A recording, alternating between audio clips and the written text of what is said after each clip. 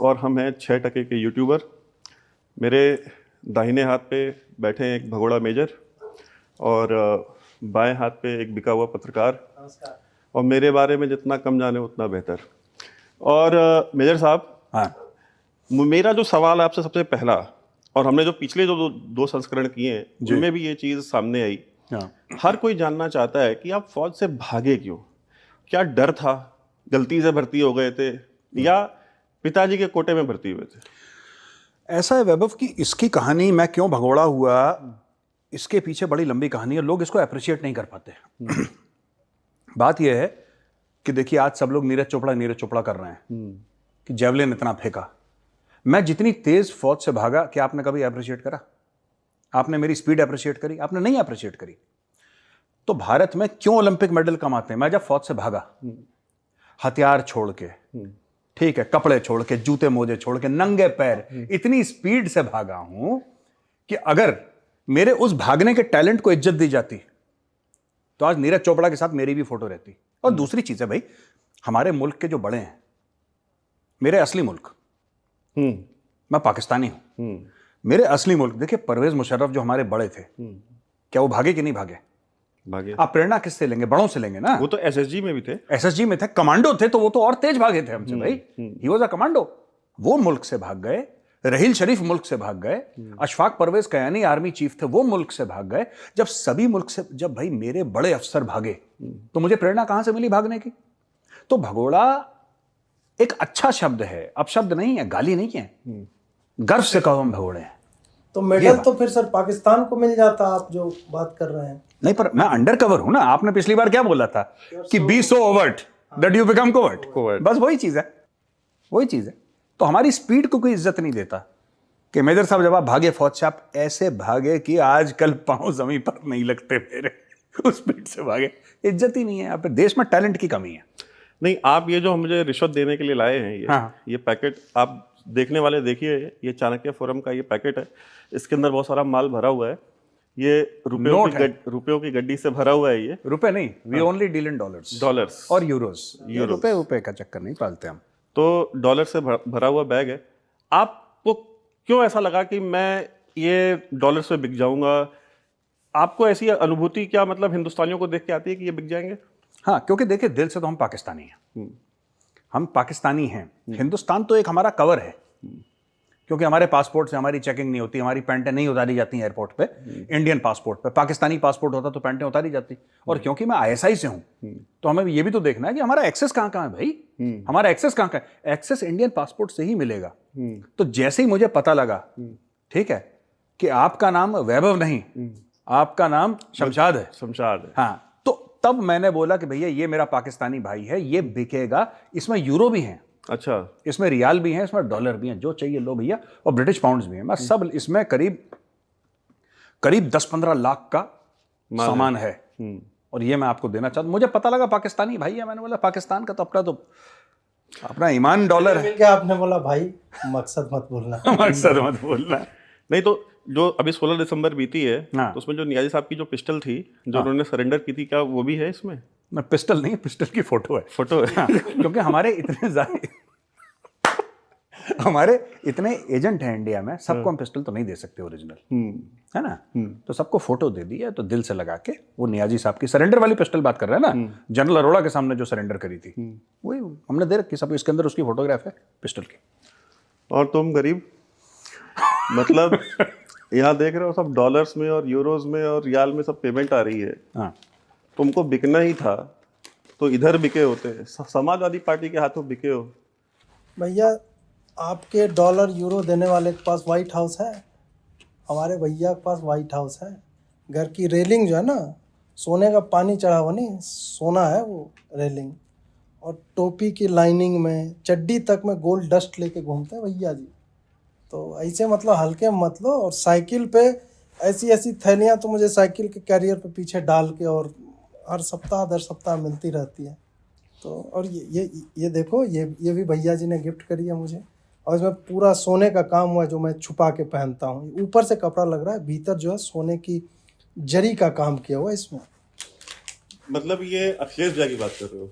हाँ भैया एक ही हैं। भैया एक ही है, भाभी भी भैया बोलती है उनको। क्या बात करते हो? हाँ तो और स्टेज पे बोलिए भैया कह दूंगी, ऐसे मुझे मतलब छेड़छाड़ हाँ, चल रही थी। लौंडे वो कर। पिछले चुनाव की बात है ना? हाँ हाँ हाँ, तो ये जो चुनाव आ रहा है इसमें कब निकल रहे हो कैंपेनिंग में?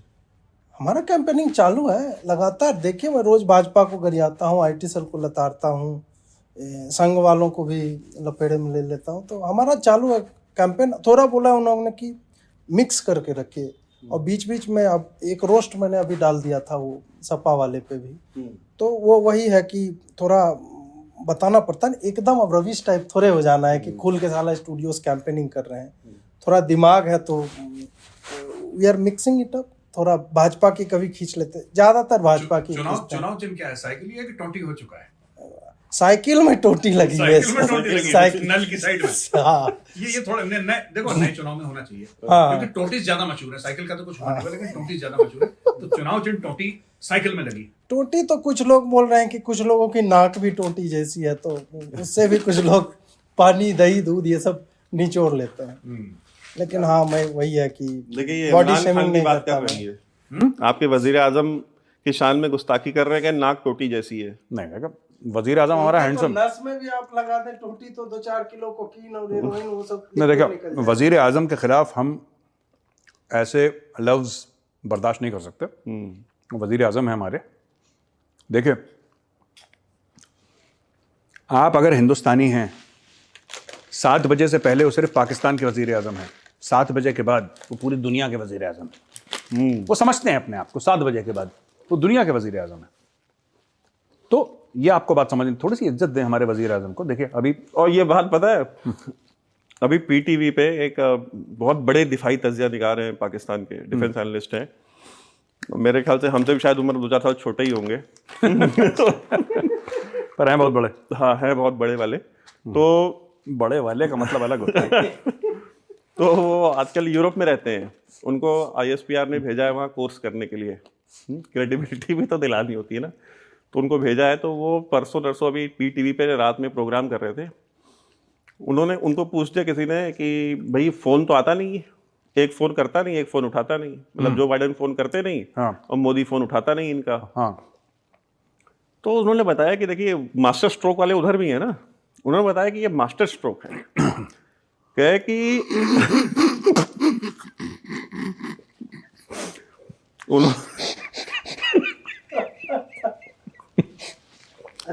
बोलिए बोलिए बोलिए बोलिए बोलिए बोलिए बोलिए, सॉरी बोलिए। उन्होंने बताया मास्टर स्ट्रोक है ये। हाँ।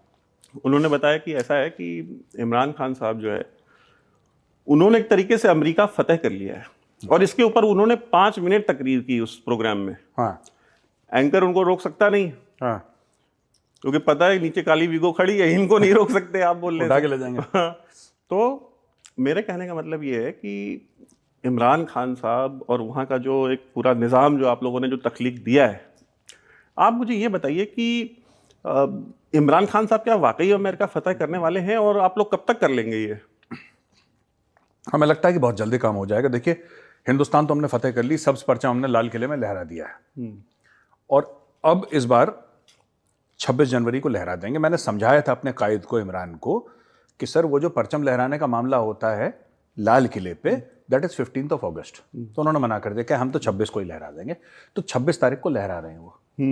ठीक है, भारत फतेह हो जाएगा, हो ही चुका है, बस फॉर्मेलिटी की बाकी है। अब वो सब परचम वहां पे लहराना। जहां तक अमेरिका की बात है, मुझे लगता है कि देखिए, मैं तो कहता हूं कि रोज वो दुनिया के वजीर आजम है 7 बजे के बाद। क्या करना है उनको? फौजें थोड़ा ना भेजनी है, एक सुई लेनी है, ठीक है, और फतेह फतेह उसके बाद। आपने जैसे ठोका है इसको 2-3 बार। हाँ, इसका मतलब आप आई विटनेस है इस चीज के। अरे हम इतनी प्रोसीजरल एक्यूरेसी तभी आ सकती है आदमी में। बिल्कुल आई विटनेस हैं, आई विटनेस हैं। उन्होंने हमें बताया भी था, उन्होंने हमें भी बोला था घर जाए तो ऑफर करा जाता है। तो मुझे तो किसी ने बोला कि पाकिस्तान में पैसों की इतनी कमी है, घोड़े की लीद फूकते हैं इमरान साहब। घोड़े की लीद बोले कि सुखा के एक चाय पत्ती लेते हैं, वो 20-25 बार जिस चाय पत्ती को पी जा चुकी है, उसको सुखा के फिर पीसते हैं, और उसके बाद जैसे रोल करते हैं ना लौंडे, वो पेपर आता है, मैं तो पीता नहीं, तो उसी में वो डालते हैं, फिर जैसे तोप में गोला डाला जाता है तो उसी तरह। वो समाजवादी नहीं है वो। इमरान साहब को ये समाजवादी सोच रहे हैं। कह रहे मसाजवादी समाजवादी। पर नहीं, इतने बुरे दिन नहीं आए हमारे कायद के अभी भी। सर भाई साहब चढ़ा रखा है। भाई साहब ओरिजिनल रेंट पे देश को चढ़ा रखा है, खुद को थोड़ा ना चढ़ा रखा है उसने। पार्लियामेंट रेंट पे चढ़ा दी, वो तो मुल्क को चढ़ा रखा है उसने। बनी गाला में प्योर अफगान माल आता है उसके पास। भाई ही इज द प्राइम, हमारे मुल्क का, मेरे प्यारे पाकिस्तान का वो वजीर आजम है। आप हल्के में ले रहे हैं इमरान खान को ना।